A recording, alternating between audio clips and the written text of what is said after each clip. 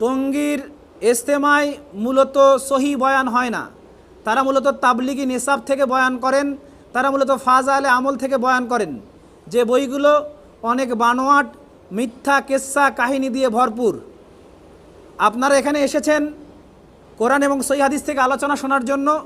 কোরআন এবং সহিহ হাদিস থেকে আলোচনা যেখানে হয় সেখানে আল্লাহ রাব্বুল আলামিন ফেরেশতা পাঠিয়ে দেন, পাঠিয়ে দিয়ে বলেন যে দেখো তো আমার বান্দারা কি করছে, তারা দিন নিয়ে আলোচনা করছে, তাদের মজলিসকে প্রশস্ত করে দেওয়া হয়, তাদের জন্য ফেরেশতা পর বিছিয়ে দেয় যেখানে কোরআন এবং সহিহ হাদিসের শিক্ষা হয় সেখানে।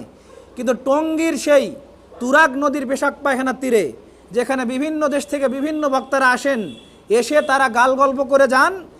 আর আশ্চর্য বিষয় দেখেন, তাদেরই দু গ্রুপের মারামারি, একজন আর একজনকে কাফের ফতোয়া দিচ্ছে, কয়েকদিন পূর্বে আর একজন আরেকজনকে মেরে দিল। তাহলে এটা কি কোনো ইসলাম? আর তাদের কোনো বয়ানে কখনোই কোনো সহি জিনিস পাওয়া যায় না। সৌদি আরব থেকে এই তাবলিগি ভাইদের ব্যাপারে ফতোয়া দেওয়া হয়েছে, তারা মূলত সঠিক ইসলামের প্রচার করে না। আর একটা বিষয় মনে রাখবেন, এই তাবলিগ জামাতের কিন্তু ইসরায়েলে প্রবেশের অনুমতি আছে।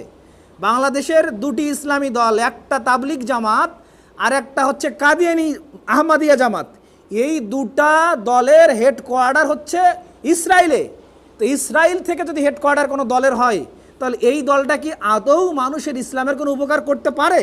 যে ইসরায়েলের লোকেরা নিরীহ ফিলিস্তিনিদেরকে দিনের পর দিন, রাতের পর রাত, মাসের পর মাস, বছরের পর বছর মুসলমানদেরকে মেরে মেরে মেরে মেরে শেষ করে দিয়েছে, সেই ইসরায়েলে এদের হেডকোয়ার্টার, এদের ঢোকার অনুমতি আছে। আপনি যে কোনো দলের হন না কেন, আপনাকে ইসরায়েল পাসপোর্ট অনুমতি দেবে না, আপনি যেতে পারবেন না। কিন্তু আপনি যদি তাবলিগ জামাতের পরিচয় দেন তাহলে আপনাকে ইসরায়েল ঢুকতে দেবে। এরা মূলত সঠিক দিনের কাজ তো করেই না, উল্টা মানুষদেরকে অলস বানায়, মানুষদেরকে ইসলাম থেকে দূরে রাখে। এরা ইসলামকে প্রমোট তো করেই না, উল্টো এরা ইসলামের ক্ষতি সাধন করছে, এরা ইকোনমিতে ক্ষতি সাধন করছে। অতএব আমাদেরকে এখানে অংশগ্রহণ থেকে বিরত থাকতে হবে। আল্লাহ আমাদেরকে সঠিক তাবলিগ করবার তৌফিক দান করুক। রাসূল মুহাম্মদ সাল্লাল্লাহু আলাইহি ওয়াসাল্লাম যেখানে বলেছেন, বুখারী মুসলিমের হাদিস, মেশকাতের 198 নম্বর, বাল্লিগু আন্নী ওয়ালাউ আয়া, দিনের একটা কথা জানা থাকলেও তাবলিগ করতে হবে।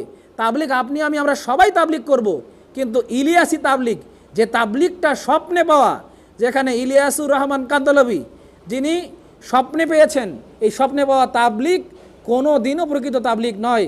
আল্লাহ আমাদের প্রত্যেককে সঠিক তাবলিগ বুঝে সঠিক তাবলিগি কাজ করার তৌফিক দান করুক। সালামু আলাইকুম ওয়া রাহমাতুল্লাহ।